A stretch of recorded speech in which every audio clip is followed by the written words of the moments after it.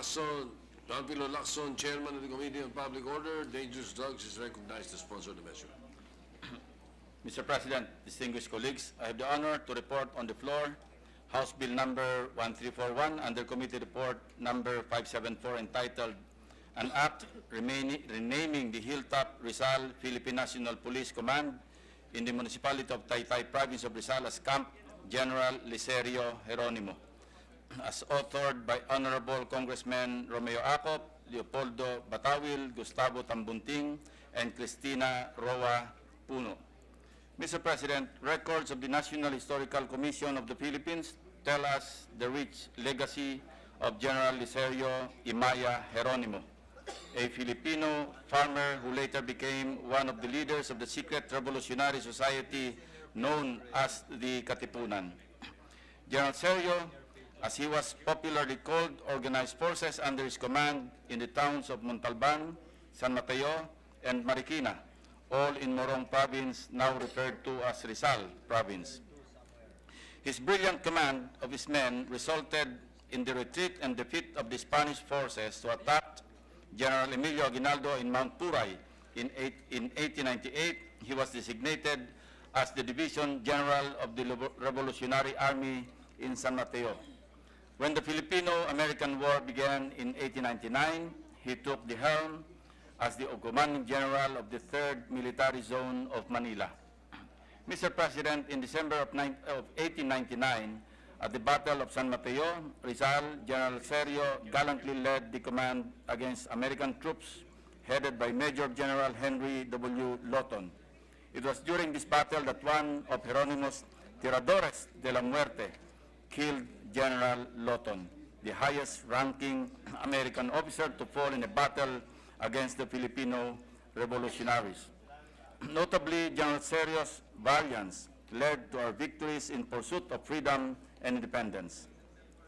This earned him recognition as exhibited by the many legislations passed in honor of his name, to wit, Proclamation number 234, series of 1993, declaring August 27 of every year as General Licerio Geronimo Day in the municipality of Rodriguez, Province of Rizal.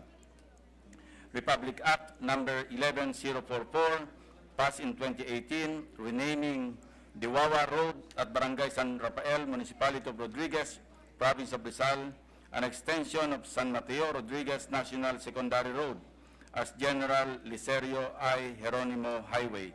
And finally, Ordinance number 93-34, enacted by Sangguniang Panlalawigan of Rizal, renaming the Rizal Provincial Office Camp to General or Camp General Licerio I. Geronimo, consistent with this proposed bill.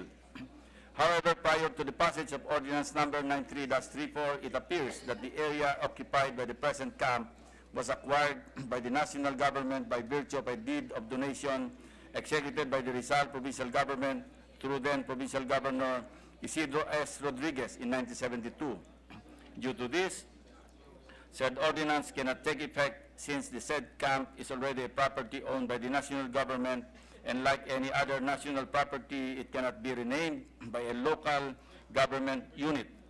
Thus, there's a need to enact a law to give effect to this change in name. Mr. President, it is worthwhile to note that the renaming of the PNP Command is compliant with the revised guidelines on the naming and renaming of public structures set by the National Historical Commission of the Philippines. For one, the name Camp General Licerio Geronimo has historical and cultural significance.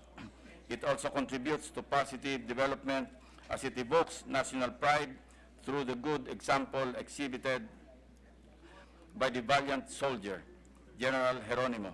More so, as this representation elaborated, the name is appropriate in terms of its historical value and significance to the place to be renamed, the Hilltop Camp, PNP Command in Rizal Province, where General Serio particularly rendered invaluable service. Finally, it is inarguably most fitting to rename our police forces posture in Rizal Province after a soldier later commemorated as one of our great Filipino heroes. Notably, Mr. President, this proposed measure receives the approval of the National Historical Commission of the Philippines, which recognizes General Serio's valuable leadership during the war against the United States. Mr. President, in closing, let me reiterate the relevant words of one statesman, Benjamin Disraeli, and I quote, "The legacy of heroes is the memory of a great name and the inheritance of a great example." As an addendum, Mr. President, your chairman of the Committee on Public Order and Dangerous Drugs and sponsor of this measure would like to make a manifestation. If there is no violent objection from our colleagues, I would like to issue an appeal to approve or to close the period of interpellations.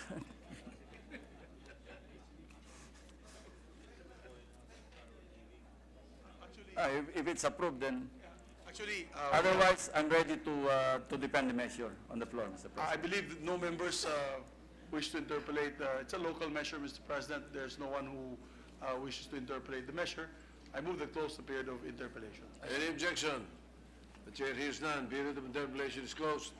But we do have a standing tradition that we don't approve a measure as soon as we sponsor the measure, Mr. On the President. same day. On the same day. If it's all right with the good sponsor, tomorrow we can take this up for second reading, if it's okay with the gentleman. Yes. Thank you, Mr. President. Thank you, distinguished Majority Leader.